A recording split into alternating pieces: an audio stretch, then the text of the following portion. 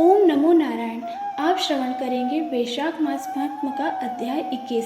इस अध्याय में आप श्रवण करेंगे वैशाख स्नान से 5 प्रेतों का उद्धार तथा पाप प्रशमन नाम स्तोत्र का वर्णन। अंबर ऋषि ने कहा, मुने, जिसके चिंतन मात्र से पाप राशि का लय हो जाता है, उस पाप प्रशमन नाम स्तोत्र को मैं सुनना चाहता हूँ। आज धन्य हूँ, अनुग्रहित हूँ। आपने मुझे उस शुभ विधि का वर्णन श्रवण कराया जिसके सुनने मात्र से पापों का क्षय हो जाता है। वैशाख मास में जो भगवान केशव के कल्याण मात्र नामों का कीर्तन किया जाता है, उसी को मैं संसार में सबसे बड़ा पुण्य, पवित्र, मनोरम तथा एकमात्र सुकृत्य से ही सुलभ होने वाला शुभ कार्य मानता हूँ। अहो, जो लोग माधव मास में भगवान मधुसूदन के नामों का स्मरण करते हैं, वे धन्य हैं। अतः यदि आप उचित समझे तो मुझे माधव मास की ही पवित्र कथा सुनाएं। सूत जी कहते हैं, राजाओं में श्रेष्ठ हरिभक्त अंबर ऋषि का वचन सुनकर नारद मुनि को बड़ी प्रसन्नता हुई। यद्यपि वे वैशाख स्नान के लिए जाने को उत्कंठित थे, तथापि सत्संग में आनंद आने के कारण वे रुक गए और राजा से बोले।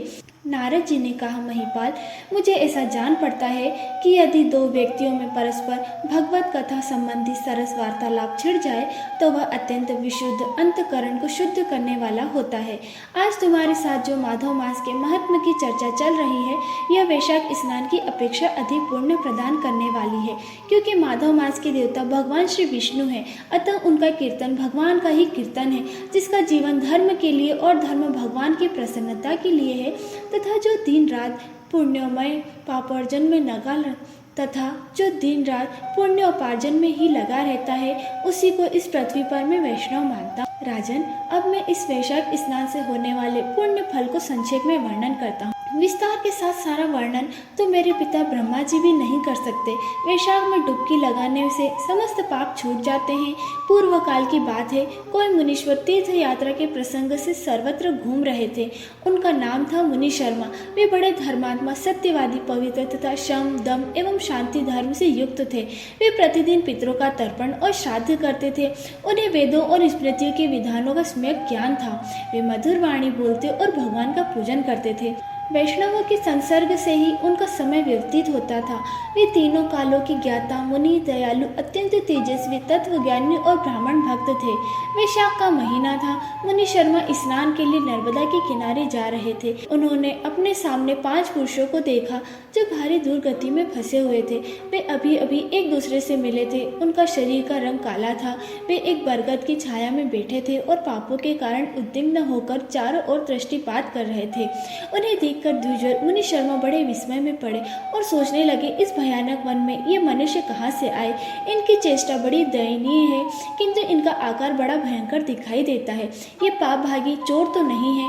विप्रवर मुनि शर्मा की बुद्धि बड़ी स्थिर थी। वे जो ही इस प्रकार विचार करने लगी, उसी समय उपयुक्त 5 पुरुष उनके पास आए और हाथ जोड़कर मुनि शर्मा से बोले। उन पुरुषों ने कहा, विप्रवर, हमें आप कल्याण में पुरुषोत्तम जान पड़ते हैं। हम दुखी जीव हैं, अपना दुख विचार कर आपको बताना चाहते हैं। द्विजराज, आप कृपा करके हमारी कष्ट कथा सुने। देववश जिसको पाप प्रकट हो गए, उन दीन दुखी प्राणियों के आधार आप जैसे संत महात्मा ही हैं। साधु पुरुष अपनी दृष्टि मात्र से पीड़ितों की पीड़ाएं हर लेते हैं। अब उनमें से एक ने सबका परिचय देना आरंभ किया। मैं पांचाल देश का क्षत्रिय हूँ। मेरा नाम नरवाहन है। मैंने मार्ग में मोहवश बाण द्वारा एक ब्राह्मण की हत्या कर डाली। मुझसे ब्रह्म हत्या का पाप हो गया है, इसलिए शिखा, सूत्र और तिलक से रहित होकर इस पृथ्वी पर घूमता हूँ और सबसे कहता फिरता हूँ कि मैं ब्रह्म हत्यारा हूँ। मुझ महापापी ब्रह्मघाती को आप कृपा की भिक्षा दें। इस दशा में पड़े पड़े मुझे 1 वर्ष बीत गया। मैं पाप से जल रहा हूँ। मेरा चित्त शोक से व्याकुल है। तथा ये जो सामने दिखाई देते हैं, इनका नाम चंद्र शर्मा है। ये जाति के ब्राह्मण हैं। इन्होंने मोह से मलिन होकर गुरु का वध किया है। मगध देश के निवासी हैं। इनके स्वजनों ने इनका परित्याग कर दिया है। ये भी घूमते घामते देवात यहाँ आ पहुँचे हैं। इनके भी न शिखा है न सूत्र। ब्राह्मण का कोई भी चिन्ह इनके शरीर में नहीं रह गया है। इनके सिवा ये जो तीसरे व्यक्ति हैं, इनका नाम देव शर्मा है। स्वामिन, ये भी बड़े कष्टों में हैं। ये भी जाति के ब्राह्मण हैं, किंतु मोहवश वेश्या की आसक्ति में फंसकर शराबी व्यक्ति हो गए थे। इन्होंने भी पूछने पर अपना सारा हाल सच सच कह सुनाया। अपने प्रथम पापाचार को याद करके इनके हृदय में बड़ा संताप होता है।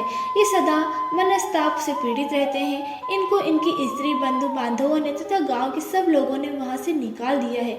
ये अपने उसी पाप के साथ भ्रमण करते हुए यहाँ आए हैं। ये चौथे महाशय जाति के वैश्य हैं। इनका नाम विदुर है। ये गुरु पत्नी के साथ समागम करने वाले हैं। इनकी माता मिथिला में जाकर वेश्या हो गई थी। इन्होंने मोहवश 3 महीनों तक उसी का उपभोग किया है, परंतु जब असली बात का पता लगा तो हे महामुने, ये बहुत दुखी होकर पृथ्वी पर विचरते हुए यहाँ आ पहुँचे हैं। हमसे ये जो 5वें दिखाई दे रहे हैं, ये भी वैश्य हैं। इनका नाम नंद है। ये पापियों का संसर्ग करने वाले महापापी हैं। इन्होंने प्रतिदिन धन के लालच में पड़कर बहुत चोरी की है। पातकों से आक्रांत हो जाने पर इन्हें स्वजनों ने त्याग दिया है।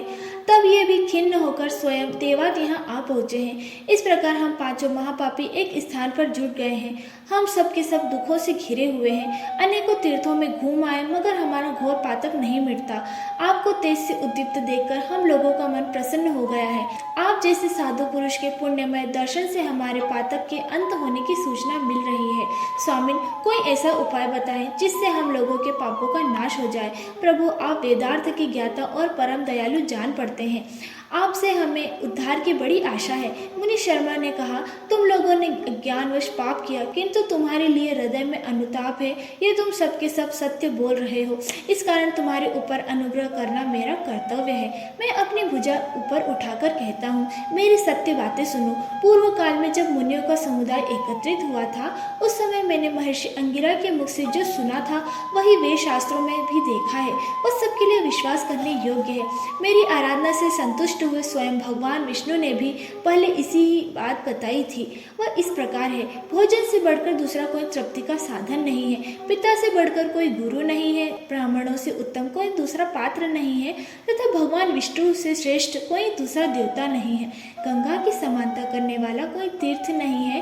गोदान की तुलना करने वाला कोई दान नहीं है। गायत्री के समान तप, एकादशी के तुल्य व्रत, भार्या के सदृश मित्र, दया के समान धर्म तथा स्वतंत्रता के समान सुख नहीं है। गृहस्थ से बढ़कर आश्रम और सत्य से बढ़कर सदाचार नहीं है। इसी प्रकार संतोष के समान सुख तथा वैशाख मास के समान महान पापों का अपहरण करने वाला दूसरा कोई मास नहीं है। वैशाख मास में भगवान मधुसूदन को बहुत ही प्रिय है। गंगा आदि तीर्थों में तो वैशाख स्नान का सुयोग अत्यंत दुर्लभ है। उस समय गंगा, यमुना तथा नर्मदा की प्राप्ति कठिन होती है। जो शुद्ध हृदय वाला मनुष्य भगवान के भजनों में तत्पर हो, पूरे वैशाख भर प्रातःकाल गंगा स्नान करता है, वो सब पापों से मुक्त होकर परम गति को प्राप्त होता है। इसलिए पुण्य के सारभूत इस वैशाख मास में तुम सभी पात की मेरे साथ नर्मदा तट पर चलो, उसमें गोते लगाओ। नर्मदा के जल को मुनि लोग भी सेवन करते हैं। वो समस्त पापों के भय का नाश करने वाला है। मुनियों के यूँ कहने पर पापी उनके साथ अद्भुत पुण्य प्रदान करने वाली नर्मदा की प्रशंसा करते हुए उसके तट पर गए। किनारे पहुंचकर ब्राह्मण श्रेष्ठ मुनि शर्मा का चित्त प्रसन्न हो गया। उन्होंने वेदोक्त विधि के द्वारा नर्मदा के जल में प्रातः स्नान किया। उपयुक्त 5 पापियों ने भी ब्राह्मण के कहने से जो ही नर्मदा में डुबकी लगाई, त्यों ही उनके शरीर का अंग बदल गया। वे तत्काल सुवर्ण के समान कांतिमान हो गए। फिर मुनि शर्मा ने सब लोगों के सामने उन्हें पाप प्रशमन नामक स्तोत्र सुनाया। भोपाल, अब तुम भी पाप प्रशमन नामक स्तोत्र सुनो। इसका भक्ति पूर्वक श्रवण करके जो भी मनुष्य पाप राशि से मुक्त होता है, इसके चिंतन मात्र से बहुत तेरे पापी शुद्ध हो चुके हैं। इसके सिवा और भी बहुत से मनुष्य इस स्तोत्र का सहारा लेकर अज्ञान जनित पाप से मुक्त हो जाते हैं। तब मनुष्य का चित्त पराई स्त्री, पराय धन तथा जीव हिंसा आदि की ओर जाए तो भी इस प्रायश्चित रूपा स्तुति की शरण लेनी चाहिए। यह स्तुति इस प्रकार है।